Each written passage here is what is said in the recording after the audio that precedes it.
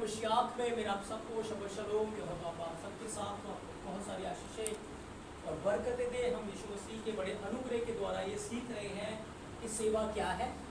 और पिछले भागों में हमने ये सीखा कि सेवा क्या है। सेवा क्या है? सेवा है हमें अपने जीवन को पवित्र यहोवा को भावता हुआ और जीवन उसकी वेदी के ऊपर रखना है, बलिदान चढ़ाना है और उसके बाद हमें अपने क्रूस को उठाकर अपने आप में से अपना इनकार करके हमें मसीह के पीछे पीछे चलना है। फिर हमें मूसा की तरह अपने आप को समर्पण कर देना है। हमें यहोवा की आवाज को सुनने के लिए समर्पण करना है और उसकी आवाज हमें वचन के अनुसार सुनाई देगी। जब आप बाइबल को पढ़ेंगे तो आपको यहोवा की आवाज सुनाई देगी।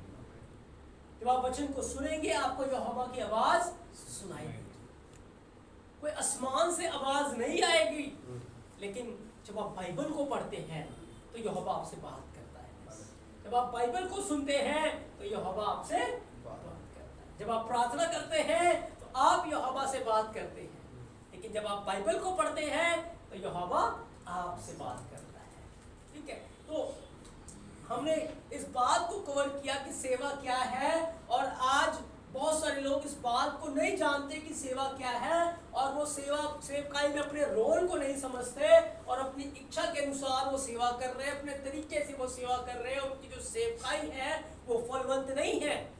उनकी सेवकाई के अंदर यहोवा की इच्छा पूरी नहीं हो रही, यीशु मसीह की मर्जी उनकी सेवकाई में पूरी नहीं हो रही। इसीलिए हमें इन बातों के ऊपर बहुत ज़्यादा ध्यान देना है कि आज के समय में हम यहोवा का मंदिर है और हम ही यहोवा का याजक है। हम ही मंदिर है और हम ही याजक है। तो हमें ही इसी मंदिर की सेवा करनी है। अपने इस जीवन रूपी मंदिर को पवित्रता में बना के रखना है, तभी यहोवा इस मंदिर का उपयोग अपने नाम की महिमा के लिए करेगा। आमीन, आमीन। तो आज हम दूसरे भाग में हैं, उसके दूसरे पार्ट में हैं और आज हम इस बात के विषय में सीखेंगे कि हम सेवा क्यों करना चाहते हैं। सेवा करने का हमारा मेन उद्देश्य क्या है, क्या पर्पस है, किस लिए हम चाहते हैं कि हम मसीह की सेवा करें। जरूरी नहीं है कि सेवा करने वाला व्यक्ति एक चर्च को खोल ले, बहुत सारे लोगों को इकट्ठा कर ले और वो कलीसिया का पास्टर बनकर ही सेवा नहीं होती। लेकिन सेवा भिन्न भिन्न प्रकार से है, बाइबल उसके बारे में बताती है। आप अपने जॉब के अंदर रहकर, अपने काम के अंदर रहकर ही सेवा कर सकते हैं। जब आप अपने जीवन को पवित्रता में रखेंगे, मसीह के पीछे चलेंगे, उसकी इच्छा के अनुसार चलेंगे, समर्पण करेंगे, आप सेवा में हैं। आप लोगों को मसीह के बारे में बता रहे हैं, आप लोगों को मसीह के बारे में दिखा रहे हैं, अपने चरित्र से, अपने जीवन से। जब आप मसीह को प्रकट कर रहे हैं, आप सेवा कर रहे हैं। जब लोग आपके जीवन के द्वारा मसीह को देख रहे हैं, आप क्या कर रहे हैं? आप सेवा कर रहे हैं। तो भिन्न भिन्न प्रकार से जैसे भी यहोवा की मर्जी है, आप उसकी इच्छा के अनुसार वो आपको इस्तेमाल करेगा, आप में रहकर अपने कामों को करेगा, आप सेवा में। लेकिन हमारा ये पर्पस है, हमारा ये उद्देश्य है, हमारी ये मन की इच्छा है कि हम यहोवा की सेवा करें। और सेवा हम छोटे पैमाने पे नहीं करना चाहते, पर बड़े पैमाने पे करना चाहते हैं। हम ये चाहते हैं कि हमारा भी नाम हो, लोग हमें पास्टर करके बुलाएं या प्रॉफिट करके बुलाएं, या लोगों में हमारा आदर हो, सत्कार हो और हमारे पास भी बहुत पैसा हो या हमारा नाम हो, लोग हमें वाहवाही करें। ऐसा हमारा उद्देश्य हो सकता है, ऐसा हमारे मन की सोच हो सकती है कि अगर हम सेवा करेंगे तो पैसा बहुत मिलेगा, आदर बहुत मिलेगा, रुतबा बहुत मिलेगा, बहुत वाहवाही होगी। ऐसी सोच हमारी हो सकती है, हमारा उद्देश्य ऐसा हो सकता है। क्या हमारा उद्देश्य ऐसा तो नहीं है? क्या हमारी सोच ऐसी नहीं तो नहीं है कि भाई अगर हम सेवा करेंगे तो पैसा बहुत होगा? क्योंकि हम बहुत सारे पास्टरों को देखते हैं जो सेवा करते बहुत अमीर है, बड़ी बड़ी मीटिंग्स होती हैं, बड़ी बड़ी कन्वेंशंस होती हैं और उनको देखकर और भी लोग उनकी तरह सेवा करना चाहते हैं। क्यों? क्योंकि उनको आदर बहुत मिलता है, उनको पैसा उनके पास बहुत है। लेकिन बाइबल हमें इस बारे में क्या बताती है? बाइबल हमें इस विषय के बारे में क्या बताती है कि जो लोग इस उद्देश्य के लिए सेवा करना चाहते हैं कि उन्हें पैसा ज्यादा मिलेगा, उनके पास धन ज्यादा होगा, या आदर बहुत ज्यादा होगा, या वो फेमस हो जाएंगे, उनके विषय में बाइबल क्या ध्यान है?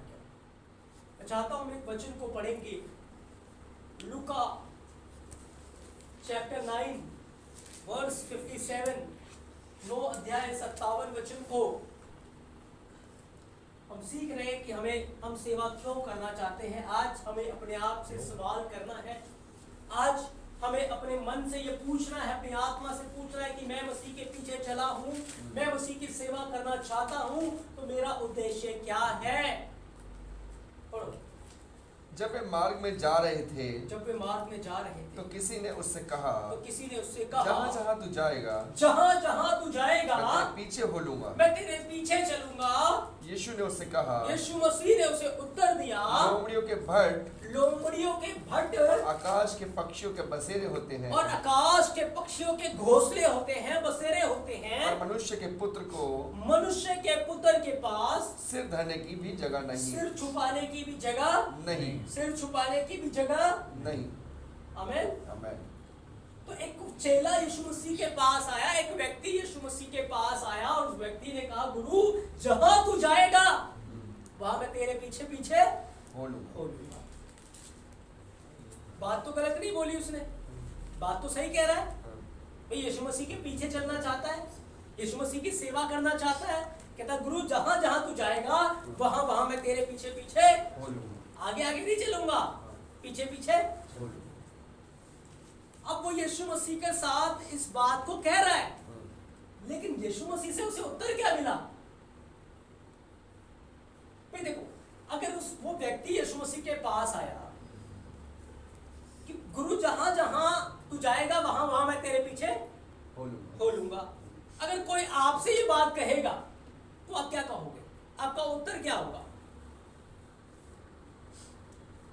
आपका उत्तर यही होगा ना कि ठीक है तू मेरे पीछे पीछे चलना, या आपका उत्तर ये होगा कि नहीं नहीं मैं तुझे अपने पीछे नहीं लेके चल सकता, तो अपने घर को चला जा? यही होगा ना उत्तर, या तो हाँ होगा या तो ना होगा, या तो यस है या नो है। लेकिन यीशु मसीह का कैसा आंसर है? यीशु ने उससे कहा, लोमड़ियों के भट्ट आकाश के पक्षियों के बसेरे होते हैं, आकाश के पक्षियों के बसेरे हैं, घोंसले हैं, पर मनुष्य के पुत्र के पास सिर धरने की जगह ही नहीं। फिर ये क्या उत्तर है? सवाल कुछ है और जवाब कहीं से मैच हो रहा, कहीं से उत्तर मैच हो रहा है, कहीं से मैच हो रहा है। हमने बाइबल में बहुत बार इस वचन को पढ़ा होगा, लेकिन यीशु मसीह के सामने सवाल कुछ और है, लेकिन जवाब यीशु मसीह क्या दे रहा है? बिल्कुल अलग उससे। अब याद रखें, यीशु मसीह उनके मनों को जानता है, यीशु मसीह उनके मनों को जानता है। जो वो मुंह से बोल रहा है उसका जवाब यीशु मसीह नहीं दे रहे, पर जो उसके मन में चल रहा था उसका जवाब यीशु मसीह उसे दे रहे थे। अब उसके मन में क्या चल रहा था कि मैं गुरु के पीछे चलूंगा तो किसी चीज की कमी नहीं होगी, क्योंकि गुरु के पास खाने के लिए तो बहुत ज्यादा है। ये तो 5 रोटी 2 मछलियों से इतनी बड़ी भीड़ को खिला देता है, आदर ही बहुत ज्यादा मिलेगा, खाने को बहुत बढ़िया मिलेगा, रहने के लिए बहुत अच्छा होगा, तो गुरु के पीछे जाने में फायदा ही फायदा है।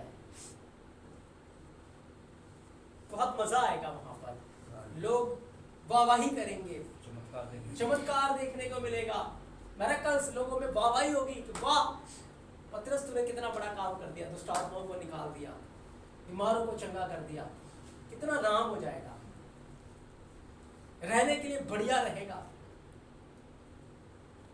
उसके मन के अंदर ये चल रहा था। तो यीशु मसीह ने उसको क्या कहा? आकाश के पक्षियों के पास घोंसले हैं, लोमड़ियों के भट्ट हैं, और मेरे पास सिर छुपाने की जगह क्या सच में थी?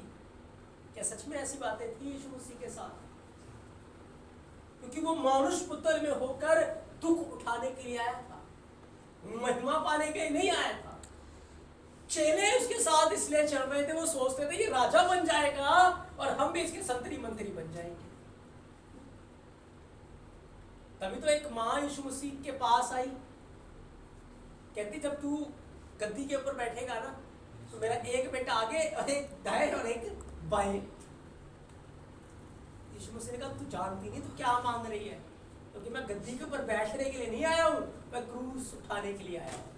तो अगर मैं क्रूस उठाऊंगा तो एक बेटा तेरा दाएं एक बेटा बाएं सह पाएगी तू।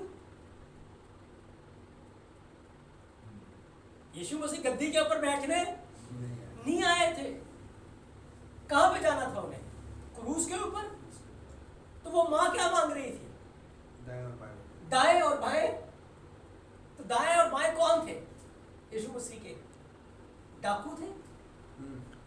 तभी तो यीशु मसीह ने कहा कि तू नहीं जानती तू क्या मांग रही है, क्या जो प्याला मैं पीने पर तू पी पाएगी? यही तो कहा यीशु मसीह ने। कौन से प्याले की बात हो रही थी? उसी दुखों के प्याले की तो बात हो रही थी, है ना? तो यीशु मसीह के पीछे चलना एक सकरा मार्ग था, एक कांटों से भरा हुआ मार्ग था। पर लोग क्या सोचते थे? उस मार्ग में बड़ा आदर मिलता है, बड़ा पैसा मिलता है, खाने को कमी नहीं होती, पहनने को कमी नहीं होती, बढ़िया सब कुछ होता है। लेकिन बाइबल की क्या शिक्षा है? बाइबल के वचन क्या बताते हैं कि हमें बड़े दुख और कलेश उठाकर यहोवा के राज्य में प्रवेश करना है। जब मैं आया था मसीहत के अंदर नया नया विश्वास में, तो मैं भी देखता था, मेरी भी इच्छा थी कि मैं भी सेवा करूं, और मैं भी सोचता था कि मैं भी बड़ा पास्टर बनूंगा, लोग आगे पीछे होंगे, ये कुछ होगा वो होगा, बढ़िया सब कुछ होगा। और इसी उद्देश्य से मैं भी चाहता था कि मैं सेवा करूं, और मेरे मन में यही सब चलता रहता था कि कब मैं जाऊं, कब मैं ये करूं, कब मैं वो करूं। लेकिन एक दिन एक टर्निंग पॉइंट मेरे जीवन के अंदर आया। एक आवाज ने, मसीह के वचन ने मुझसे बात की। मसीह ने बात की कि मेरे बेटे, जो तू अपने लिए सोच रहा है वो मैं नहीं सोच रहा, वो मेरी योजना तेरे जीवन के लिए नहीं है, पर मैंने तेरे लिए कांटों से भरे मार्ग को रखा है। कांटों के ऊपर चलना पड़ेगा, तब मैं तुझे सोने की सड़कों के ऊपर चलाऊंगा। इस पृथ्वी के ऊपर रहते हुए हमें कैसे चलना, किस पे चलना पड़ेगा? कांटों की भरे मार्ग पे, दुखों में, पीड़ा में। तभी तो यीशु मसीह ने कहा मार्ग क्या है? सकड़ा। जो सकरे मार्ग में चलेगा वो जीवन में प्रवेश कर जाएगा, और जो चौड़े मार्ग में चलेगा वो अंधकार में चला जाएगा, नरक के अंदर चला जाएगा। तो ये चेला यीशु मसीह के पास इस नियत से आया कि अगर मैं गुरु के साथ चलूंगा तो पैसा बहुत होगा, और रुतबा बहुत होगा, आदर सत्कार मान सम्मान बहुत होगा, और ये इस उद्देश्य से सेवा करना चाहता था। और नो डाउट आज मसीहत के अंदर 99% ऐसे ही लोग हैं जो इसी उद्देश्य से सेवा करना चाहते हैं कि हमें बहुत कुछ मिलेगा, हमारा नाम होगा, हमें धन संपत्ति मिलेगी, खाने के लिए बहुत अच्छा मिलेगा, हमारा आदर सत्कार होगा। लेकिन याद रखें, जो लोग इस मंशा से चले, बाइबल बयान करती वो अभागे हैं, उनको कुछ नहीं मिलेगा, क्योंकि वो नाशवान चीजों के पीछे भाग रहे हैं, और हमें अविनाशी के पीछे जाना है। एक ऐसे मुकुट के पीछे भागना है जो मुरझाने का नहीं है, वो हमेशा के लिए बना रहेगा। तो इस चेले ने जो बात यीशु मसीह से कही, यीशु मसीह ने इसके मन की बातों का जवाब दिया कि अगर तुम मेरे पीछे चलना चाहते हो तो धन संपत्ति की लालसा में मत चलना, आदर सम्मान की लालसा में मत चलना, क्योंकि मेरा मार्ग तो सकरा मार्ग है, मेरा मार्ग तो दुखों से भरा हुआ है, मेरा मार्ग तो पीड़ाओं से भरा हुआ है। लेकिन याद रखिए, बताया तो दुख गया है, बताया तो पीड़ा से भरा हुआ है, लेकिन जो व्यक्ति मसीह में रहेगा, जो सच्चा व्यक्ति मसीह में रहेगा, ईमानदार व्यक्ति मसीह में रहेगा, वो कांटों के ऊपर तो चलेगा, लेकिन कांटे फूल बन जाएंगे। वो पीड़ा में तो रहेगा, लेकिन वो आनंद बन जाएगा। वो आग में तो रहेगा लेकिन वो आग गार्डन की तरह बन जाएगा। नहीं एग्री? पर रहना मसीह में पड़ेगा। रहना, देखो पौलुस और सिलास के साथ क्या हुआ? बंदी गृह के अंदर थे, पीड़ा में थे, मार पड़ी थी, लेकिन कर क्या रहे थे? आराधना कर रहे थे। अब जो व्यक्ति सच में पीड़ा में होगा आराधना कर पाएगा? उनके हाथ पांव कांच में ठोके हुए थे, लेकिन फिर भी क्या कर रहे थे? वो आराधना कर रहे थे, महिमा कर रहे थे। क्यों? क्योंकि मसीह में होकर वो पीड़ा, उनको पीड़ा लगी नहीं रही। हनन्याह मिशाएल अज़रिया आग की भट्टी में थे, क्या जला रही थी? क्यों नहीं जला रही थी? क्योंकि वो मसीह में थे, वो ईमानदार थे, वफादार थे।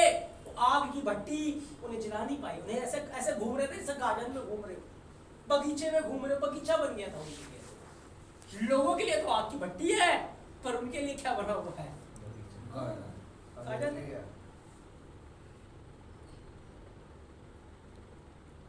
जिस मार्ग में इजराइली लोग चल रहे थे, वो मार्ग कैसा मार्ग था? बड़ा सकरा रेगिस्तान ही रेगिस्तान। लिखा है कि जंगली वो जहरीले सांप, बिच्छुओं का रास्ता था। कैसे करते? डंक मारते। वो डंक कैसे होते हैं? कांटों के साथ। लेकिन क्या उन्हें डंक लग रहे थे? क्या उन्हें दर्द हो रही थी?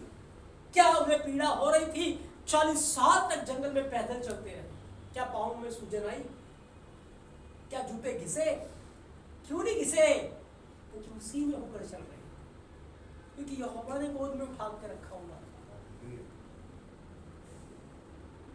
अगर हम सच्चे सेवक हैं तो ऐसा ही हमारे साथ होगा,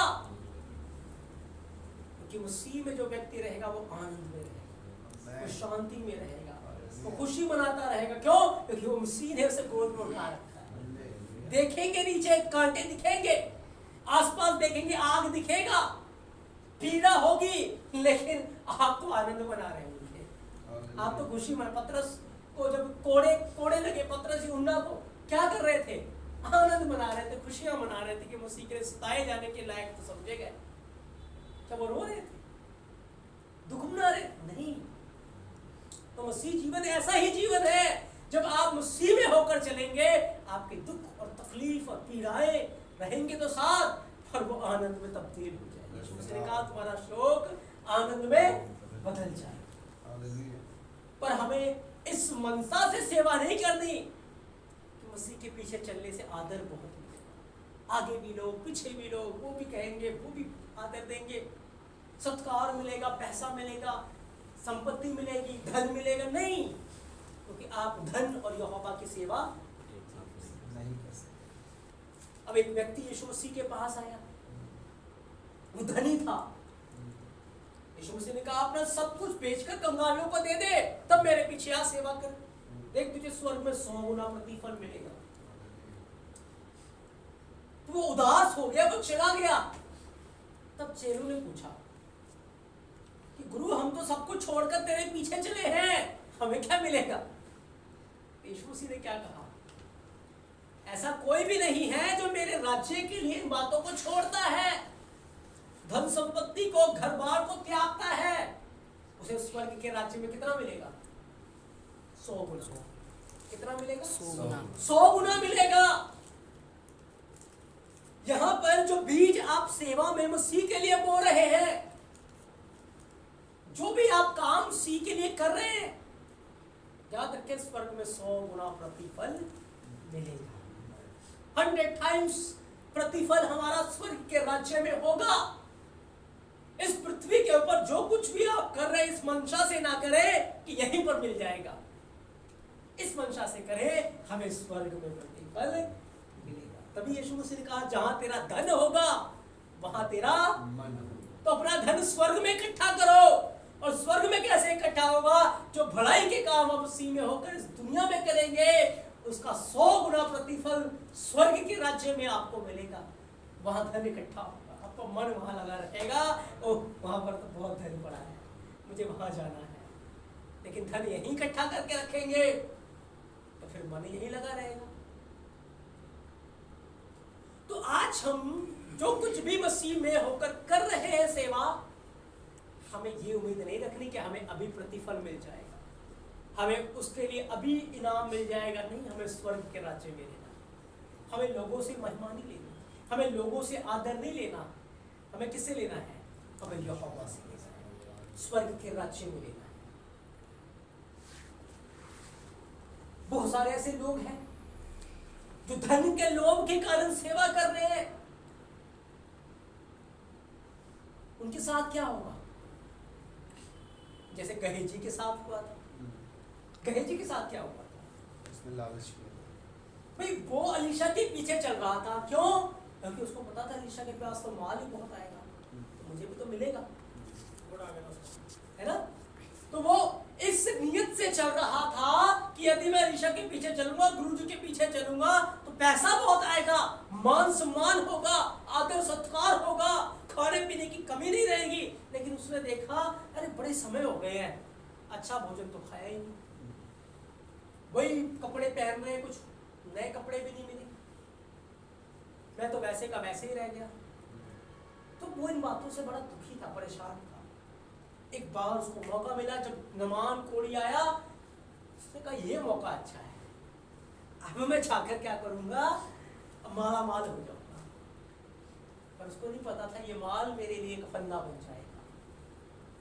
और जब वो धन को वहां से ले आया तो क्या हुआ? उसके ऊपर कोढ़ आ गया। तभी बाइबल में लिखा हुआ है कि नीच कमाई के लोभी मत बनो। आज बहुत सारे सेवक लालच में गिर रहे हैं, बहुत सारे सेवक लोभ में गिर रहे हैं, बहुत सारे सेवकों की सेवकाई लालच के कारण बर्बाद हो रही है। क्यों? क्योंकि वो लालच में होकर खरी शिक्षा का प्रचार नहीं कर रहे। लालच के कारण वो अमीर भेड़ों के पीछे हैं, गरीबों के ऊपर ध्यान ही नहीं है, पक्षपात करते हैं। लालच के कारण आज उनकी सेवकाई फलवंत नहीं है, उनके ऊपर कोढ़ आ रखा है, उनकी सेवा के ऊपर कोढ़ है, उनके जीवन के ऊपर कोढ़ है। यहूदा के साथ क्या हुआ?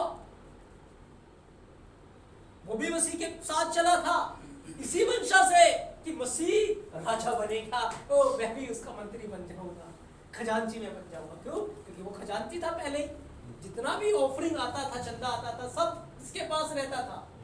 यहूदा के पास। पैसों की थैली जो होती थी किसके पास थी? यहूदा के पास। यहूदा ने देखा इतना समय बीत गया, गुरु के साथ रह के तो कुछ मिला ही नहीं, गुरु के साथ रहकर कुछ नहीं मिला। कहता अब मौका अच्छा है, मैं गुरु को ही बेच देता हूं। शैतान उसके जीवन में कैसे घुसा? लालच के कारण। अगर लालच उसके जीवन में ना होता, लोभ उसके जीवन में ना होता, कभी भी वो यीशु मसीह को पकड़वाता नहीं। पर लालच के कारण शैतान ने उसकी कमजोर नफ्स को पकड़ा और लालच में उसे गिरा दिया, लोभ में उसे गिरा दिया, और उसने यीशु मसीह का सौदा कर दिया। यीशु मसीह ने एक बात कही, मनुष्य का पुत्र के बारे में जो लिखा है वो तो जाता ही है, लेकिन हाय उसके ऊपर जिसके कारण से वो जा रहा, हाय उसके ऊपर है। तो यहूदा का लालच उसके लिए एक फंदा बन गया,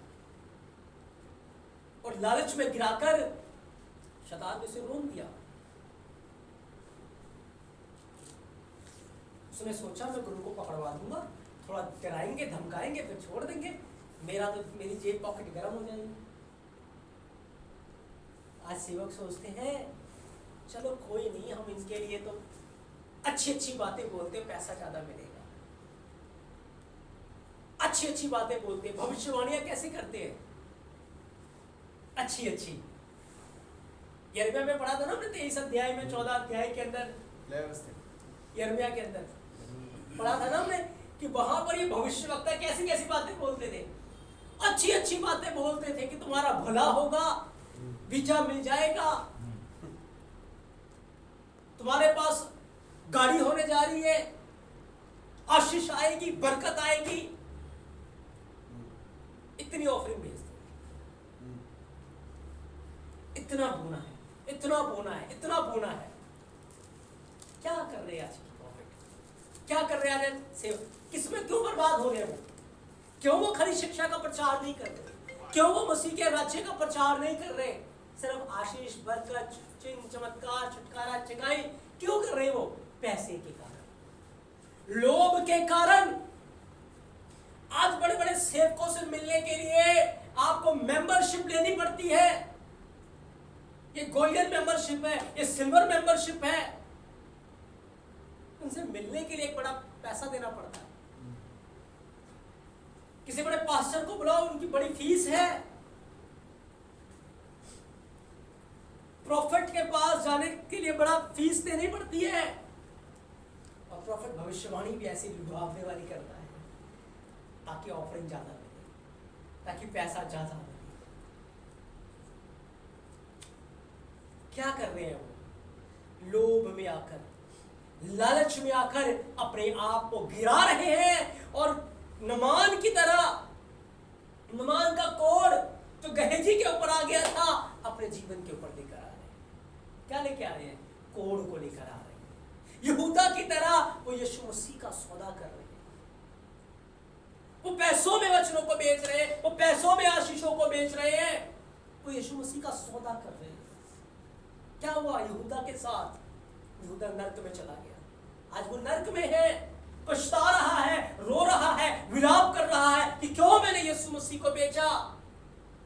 और याद रखिए, आज जो पास्टर भविष्यवक्ता तेल और पानी बेच रहे हैं, आशीष और बरकत बेच रहे हैं, चिन्ह और चमत्कार बेच रहे हैं, वो भी वहीं जाकर रोएंगे, चीखेंगे, चिल्लाएंगे कि क्यों हमने बेचा। क्योंकि एक बात यीशु मसीह ने कही कि तुम्हें सेत मेत मिला है और सेत मेत ही दो। फ्री में मिला है, फ्री में दो। पैसे लेकर नहीं। कैसे मिला? फ्री मिला है और फ्री। और आज क्या हो रहा है? पैसों में बिक रहा है, पैसों में बिक रहा है। तो लोग लालच में गिर रहे हैं, लोभ में गिर रहे हैं, क्योंकि उनका सेवकाई में आने का उद्देश्य, पर्पस यही था कि हम फेमस हो जाए, हमारा नाम, पैसा हो, रुतबा हो, शोहरत हो। और ये सब चीजें कैसे होती हैं? पैसे से, पैसे से। आज पैसा उनका स्वामी बन चुका है। मसीह का तो सिर्फ नाम है। मसीह के नाम से वो सब कुछ बेच रहे हैं। तेल, पानी, क्रीम, शैम्पू सब बेच रहे हैं। क्या कर रहे हैं? बेच रहे हैं। मसीह के नाम से अपने आप को फेमस कर रहे हैं। हमें सावधान रहना है, कहीं हम भी उनके लोभ में गिरकर नाश ना हो जाए। अभी कहीं हम भी उनके पाप में गिरकर नाश ना हो जाए, हम उनके साथ ना जुड़े रहे जो आज ऐसे लोभ के अंदर, ऐसे लालच में आकर मसीह के कलाम को ही बेच रहे हैं, मसीह को ही बेच रहे हैं, तेल पानी को बेच रहे हैं। नहीं प्रिय यीशु, हमारी सेवा निस्वार्थ होनी चाहिए। हमारी सेवकाई का जीवन मसीह की महिमा के लिए होनी चाहिए कि मैं जो कुछ भी आज मसीह में बीज बो रहा हूँ, प्रार्थना का बीज बो रहा हूँ, उपवास का बीज बो रहा हूँ, जो कुछ भी कर रहा हूँ, मुझे स्वर्ग के राज्य में 100 गुना प्रतिफल। यीशु मसीह ने यही तो कहा चेलों को कि जो कुछ भी तुम मेरे लिए यहाँ कर रहे हो, त्याग कर रहे हो, तुम्हें कहाँ मिलेगा? स्वर्ग के राज्य में। इस धरती के ऊपर रहते हुए नहीं मिलेगा, पर कहाँ मिलेगा? स्वर्ग के राज्य। क्योंकि वो जो मिलेगा वो कभी खत्म नहीं होगा, वो हमेशा के लिए रहेगा, अनंत काल के लिए रहेगा। कीड़ा वहां नहीं लगेगा, काई वहां नहीं लगेगी, और वो कभी मुरझाने का नहीं है। इसलिए हमें अपना ध्यान स्वर्गीय चीजों पे लगाना। हमें मसीह की सेवा इसलिए नहीं करनी कि आदर सत्कार और बहुत सारी चीजें मिलेंगी, पर इसलिए करनी है कि मसीह हमें धन्य दास कहेगा। हमें मसीह की महिमा के लिए करनी है, हमें उसे आदर देने के लिए करना है, हमें स्वर्ग के राज्य में प्रतिफल पाने के लिए करना है, उस ना मुरझाने वाले मुकुट को प्राप्त करने के लिए करना है, ना कि इस धरती के ऊपर रहकर अपने आप को फेमस करने के लिए करना। उस समय यहूदी के जो लोग थे, फरीसी, शास्त्री, सदूकी लोग, क्यों यीशु मसीह से चिढ़ते थे? क्योंकि यीशु मसीह के कारण उनकी दुकान बंद हो गई थी। अब लोग उनके पास तो नहीं आ रहे, उनके पास तो चंदा नहीं आ रहा, उनके पास तो ऑफरिंग नहीं आ रही, इसीलिए तो दिक्कत थी, क्योंकि उनकी दुकान क्या हो रही थी? बंद हो रही थी। आज भी तो ऐसा ही होता है, एक दूसरे से जलते हैं, एक दूसरे के साथ डा है, क्यों? क्योंकि दुकान बंद हो जाती है। आज मसीह के कलाम को, मसीह की सेवा को लोगों ने अपने स्वार्थ के लिए बिल्कुल बदल के रख दिया, सेवकाई को एक दुकान की तरह बना के रख दिया। याद रखे, बहुत तगड़ा न्याय होगा। गहेजी आज नरक के अंदर है, यहूदा नरक के अंदर है, और बाइबल हमें साफ तौर पे चेतावनी देती है कि लालच करने वाला यहोवा के राज्य में नहीं जाएगा, कोई लोभी यहोवा के राज्य में प्रवेश नहीं करने पाएगा। इसलिए हमें मसीह की सेवा बड़े डरते और कांपते हुए, पैसों के लोभ के कारण नहीं, पर उसे डरते हुए कांपते हुए उसकी महिमा के लिए करना है, क्योंकि हमारे लिए प्रतिफल यही होगा, जहां यीशु मसीह रहेगा वहां हम भी रहेंगे, हम उसकी महिमा में रहेंगे। और जो कुछ भी दुख और पीड़ा हमने मसीह के कारण इस धरती के ऊपर उठाया है, जो कुछ भी हमने उसके लिए किया है, हमें स्वर्ग में 100 गुना प्रतिफल मिलेगा। इसलिए सावधान रहे, अपने आप को सब प्रकार के लोभ से और बुराई से बचा कर रखें। यही बात यीशु मसीह ने कही, यही बात यीशु मसीह ने कही, क्योंकि शैतान बहुत चालाक है। उसने गहेजी को फंसा लिया, उसने यहूदा को फंसा लिया, और आज बहुत सारे भविष्यवक्ताओं को, पासवानों को, सेवकों को लोभ में फंसा रहा है। उसने मसीह को भी फंसाने की कोशिश की, उसने यीशु मसीह को भी गिराने की कोशिश की, लेकिन यीशु मसीह ने कहा, शैतान तुमसे दूर हो जा। आज हमें भी कहना, जब लालच आए मन के अंदर, चाहे वो आदर का लालच हो, चाहे वो पैसे का लालच हो, चाहे वो किसी भी चीज का लालच हो, कहना शैतान मुझसे दूर हो जा, उसकी बातों में ना। पर मसीहों के लिए याद रखें, उसी का वचन सबसे बड़ा धन है, क्योंकि दाऊद क्या कहता है, जैसे कोई बड़ी लूट को पाकर खुश होता है, ऐसे ही यहोवा जब तेरा वचन मुझे मिल जाता है, जब तेरे वचन का प्रकाशन मेरी जिंदगी में आ जाता है, तो मैं बहुत आनंदित हो जाता हूं, मैं खुश हो जाता हूं। यहोवा का वचन हमारे लिए बहुत बड़ा आनंद है, हमारे लिए धन है, हमारे लिए संपत्ति, हमारे लिए सब कुछ है। वो पानी है जो कभी खत्म नहीं होगा, वो हमारे अंदर सोता बन जाएगा और अनंत जीवन तक के लिए उमड़ता रहेगा।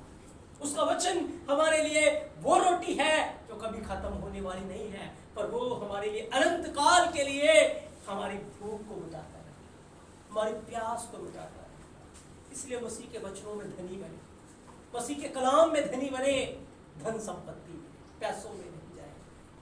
लेकिन याद रखें, जो सेवक मसीह के पीछे चलेगा, ये चीजें उसके पीछे आएंगी, लेकिन उसको इन चीजों के पीछे नहीं जाना।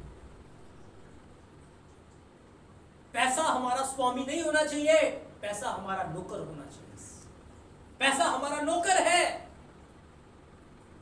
हम उसे अपने काम में ला सकते हैं, लेकिन याद रखें, पैसा हमारा स्वामी नहीं होना चाहिए। वो बुरा स्वामी है और अच्छा सेवक है, और अच्छा स्वामी हमारा यहोवा। आमीन, आमीन। तो प्रिय चीजों, हमें सावधान रहना है, हमें सतर्क रहना है कि कभी शैतान हमारे मन के अंदर कोई लोभ न लेकर आ जाए, कोई लालच का बीज न बो जाए, और कहीं हम अकान की तरह दंड उठाए, कहीं हम गहेजी की तरह कोड़ में गिर जाए, कहीं हम यहूदा की तरह यीशु मसीह को बेच न दे और धन के लिए अपने आप को बिलाम के समान बर्बाद कर दे, गिरा दे। ऐसे बिलाम ने किया, ऐसे हम भी ना करें। इसलिए हमें मसीह के कलाम में, मसीह की सेवा में, मसीह में रहकर बहुत ज़्यादा सतर्क रह के, सावधान रह के, क्योंकि मसीह में उठाई गई पीड़ा, मसीह में की गई परिश्रम व्यर्थ नहीं है प्रिय अजीजों। उसके लिए एक बड़ा प्रतिफल, एक बड़ा इनाम जब मसीह के राज्य में हम जाएंगे हमें मिलेगा। हमें वो चीज़ें मिलेंगी जो कभी मुरझाने की नहीं है, अनंत काल के लिए रहेगी। इसलिए हमें सावधान रहना है। मैं चाहता हूँ एक वचन को हम पढ़ेंगे, पहला पत्रस 5 अध्याय उसके पहले वचन से। तुम में से जो प्राचीन है, मैं उनके समान प्राचीन और मसीह के दुखों का गवाह और प्रकट होने वाली महिमा में सहभागी होकर उन्हें यह समझाता हूँ कि परमेश्वर के उस झुंड की जो तुम्हारे बीच में है रखवाली करो, और यह दबाव से नहीं परंतु परमेश्वर की इच्छा के अनुसार आनंद से और नीच कमाई के लिए नहीं पर मन लगाकर उस मुकुट को पाने के लिए जो मुरझाने का नहीं। इसलिए आज आप जो कुछ भी करें उसी की महिमा के लिए करें, उस अनंत जीवन के मुकुट के लिए करें। याद रखें, शैतान बार बार आएगा, जैसे आज उसने झूठे भविष्यवक्ताओं को भरमा दिया, उन्हें लोभ में गिरा दिया है, बहुत सारे पास्टरों को गिरा दिया है, बहुत सारे सेवकों को गिरा दिया है, और वो गिरने के कारण आज लोगों को भी भरमा रहे हैं, उन्हें वो बातें बता रहे हैं जिसके कारण लोग उन्हें ज्यादा धन देंगे, ज्यादा आदर मिलेगा, और लोगों का ध्यान भी आज उन आशीष और बरकत और चिन्ह और चमत्कार और उछलना और कूदना और ताली बजाना इन्हीं चीजों में लग के रह गया है। उनका ध्यान जीवत वचन से हटकर इन चीजों में लग गया है। इसलिए मेरे प्रियो, आज जितने लोग इस कलाम को सुनते हैं, हमें इस वचन की बेदारी को फैलाना है, वचन के रिवाइवल को फैलाना है कि हमारा ध्यान इन चीजों के ऊपर ना लगे पर उसी के वचन के ऊपर लगे, उसी के कलाम के ऊपर लगे, क्योंकि ये कलाम ही हमारे लिए अनंत जीवन का मार्ग है, और इसी के ऊपर चलकर हम यहोवा के पास चले जाएंगे। तो मेरे प्रियो, आज हमने ये सीखा कि मसीह में हमारी सेवा का क्या उद्देश्य है, क्या मकसद, हम क्यों सेवा करना चाहते हैं। आज बहुत सारे ऐसे लोग हैं जो धन के कारण सेवा करना चाहते हैं, आदर के कारण अच्छा सब कुछ मिलेगा, पर हमने सीखा मसीह की सेवा ये नहीं है। हमें इस उद्देश्य से उसकी सेवा नहीं करनी, पर हमें उसकी सेवा उसकी महिमा के लिए, उसकी प्रशंसा के लिए और उस अविनाशी मुकुट के लिए जो मसीह के प्रकट होने पर हमें मिलेगा, हमें उसकी सेवा करनी है। हमें फ्री मिला है, हमें फ्री देना है, हमें जो कुछ भी करना है उसी की महिमा के लिए करना है। यहोवा बाबा अपने इस वचन के द्वारा आप सबको बहुत सारी आशीषें और बरकतें दें।